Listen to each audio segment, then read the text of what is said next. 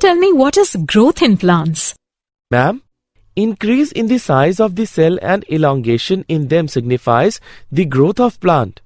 Ma'am, can we measure the growth of plants? Yes, we can. The growth of a plant can be measured by considering various factors such as nutrients availability, water availability, oxygen, etc. One more thing I would like to tell you that there are 5 plant growth regulators. They are auxins, gibberellins, cytokinins, ethylene and abscisic acid. Now it's time to learn about plant growth and development.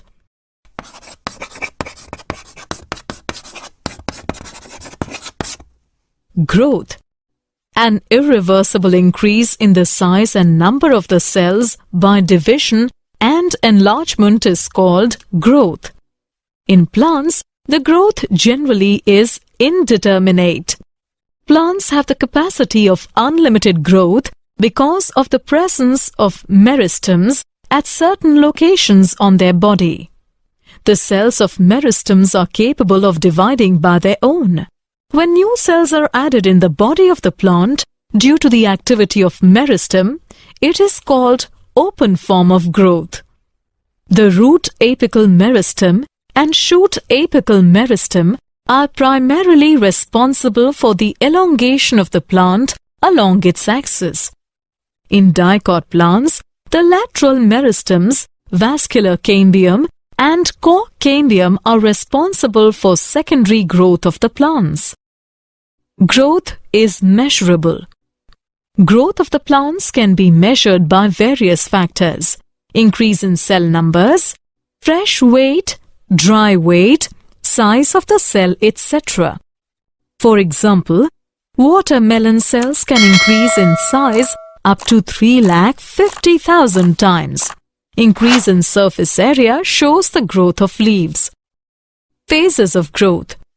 The period of growth is divided into 3 phases: meristematic, elongation, and maturation.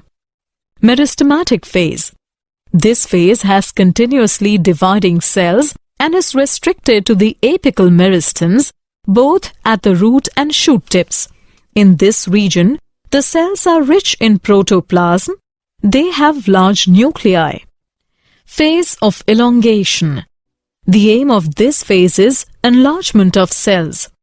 Phase of maturation. In this phase, cells undergo maturation to accomplish their final size, shape, and structure. Growth rates. The increased growth per unit time is termed as growth rate. Plants show 2 types of growth: arithmetic and geometric. Arithmetic growth. Only one daughter cell continues to divide while others become mature. For example, root elongating at a constant rate. Mathematically, LT is equal to L0 plus RT, where LT is equal to length at time t, L0 is equal to initial length, R is equal to growth rate. On plotting length against time, a linear curve is obtained. Geometric growth. Initial growth is slow, followed by a rapid increase in growth, followed by a phase where growth slows down. All cells, tissues, and organs typically show this type of growth.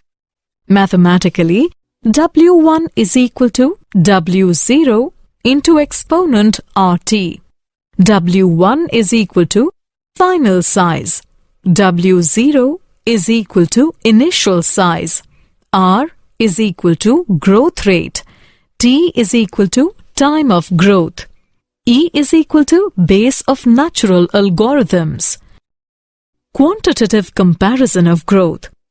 2 ways to compare growth quantitatively are absolute growth rate and relative growth rate. Measurement of total growth per unit time is called absolute growth rate. An absolute increase is shown in the areas of the leaves A and B to form leaves A1 and B1. Growth of given system per unit time is called relative growth rate. In the given figure, both leaves increase by 20 centimeters square, but a relatively greater growth has occurred in leaf A. Conditions for growth. The conditions necessary for growth are nutrients. Enough supply of nutrients is necessary for synthesis of protoplasm and act as a source of energy. Water. An adequate supply of water is essential for growth. It maintains cell turgidity, which enhances growth. It also provides medium for enzymatic reactions.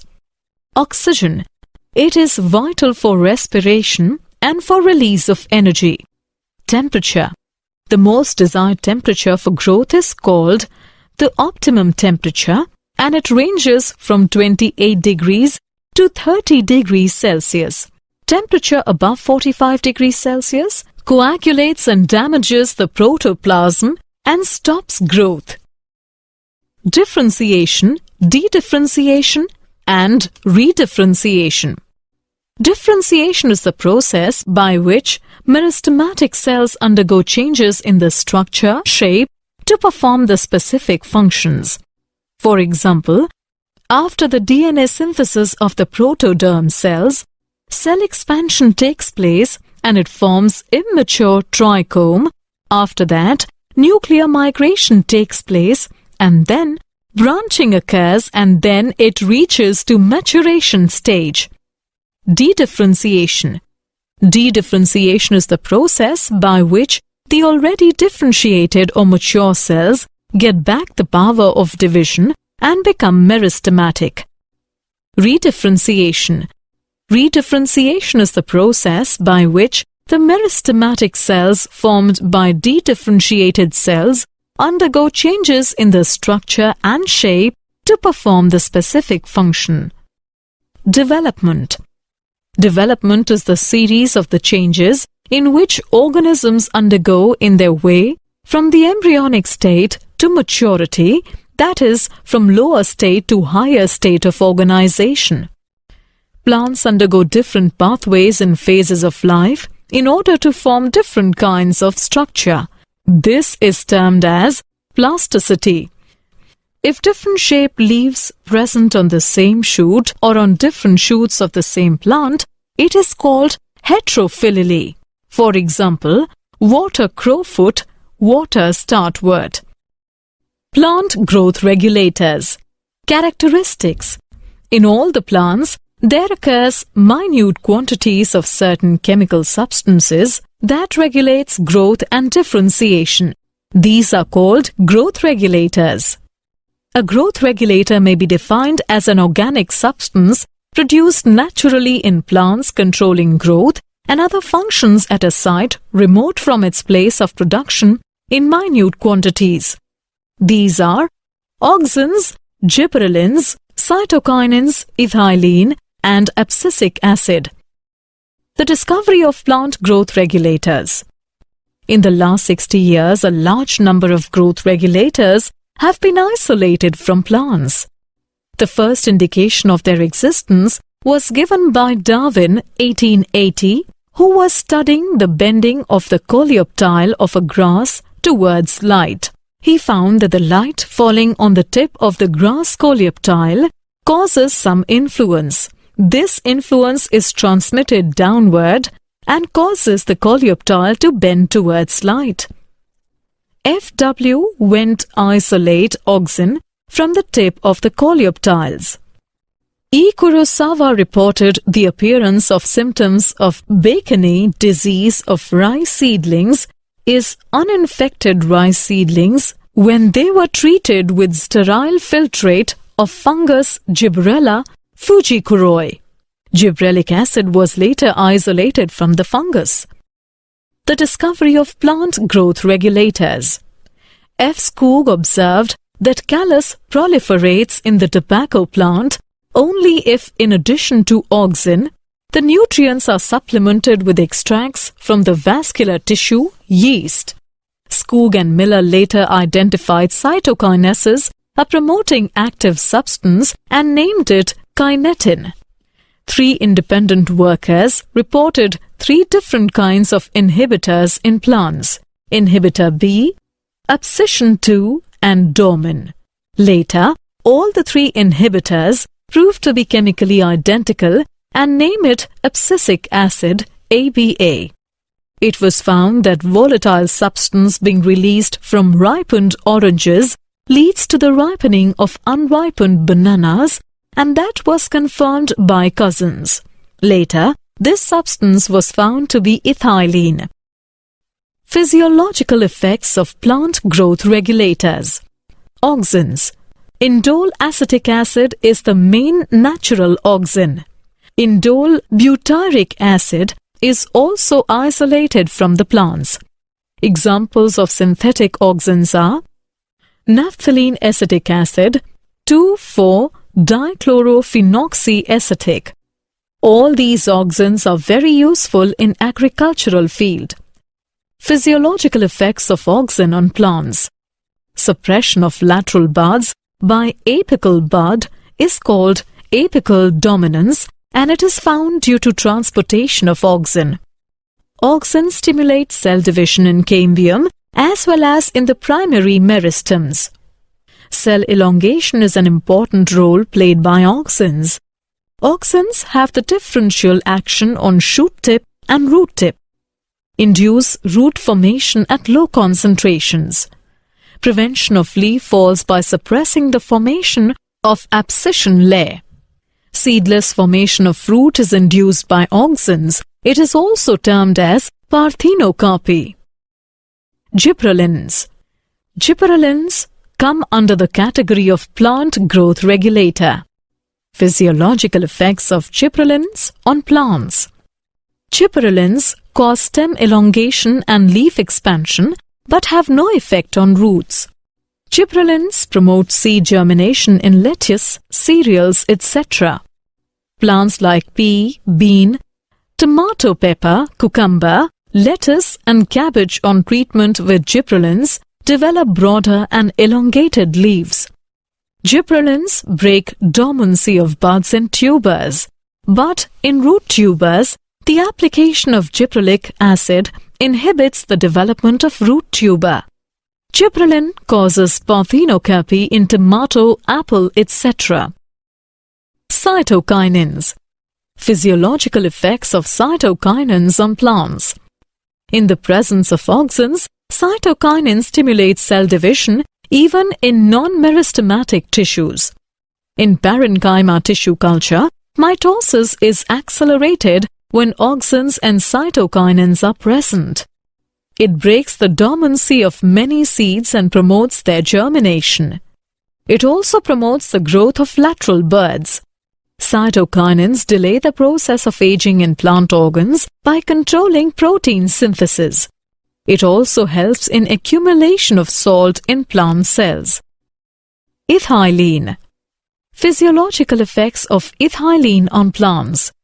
It modifies growth by inhibiting the elongation of stem and roots. It inhibits the growth of lateral buds and causes apical dominance. It accelerates the abscission of leaves, flowers, and fruits by formation of abscission layer. It retards flowering in most plants but induces flowering in pineapple, mango, and many other plants. It increases the number of female flowers and fruits in cucumber plants. Abscisic acid. Physiological effects of abscisic acid on plants. It acts as a stress hormone as it stimulates the closure of stomata. It inhibits shoot growth but does not have much effect on roots. It induces seeds to synthesize storage proteins. It also increases the tolerance of plants to different kinds of stress. It acts as antagonist to gibberellins. Photoperiodism. The ability of plants to respond to the relative length of day and night to which the plant is exposed is called photoperiodism. The flowering response of the angiosperms falls into 3 categories. Short day plants. These plants initiate flowering when the length of the day becomes shorter than a certain critical length. If these plants expose for the length greater than the critical length, then they will remain vegetative. Example of short day plants are cosmos, dahlia, etc.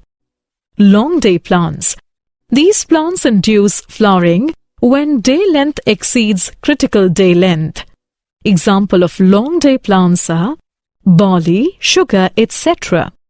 Neutral day plants. These plants flower regardless of the exposure of light.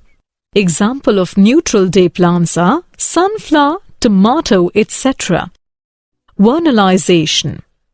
Vernalization is a process in which plants expose to low temperature in order to increase the flowering.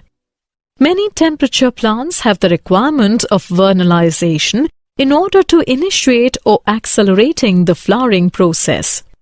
Many plant species include some ecotypes of Arabidopsis thaliana, and winter cereals such as wheat must go through period of winter.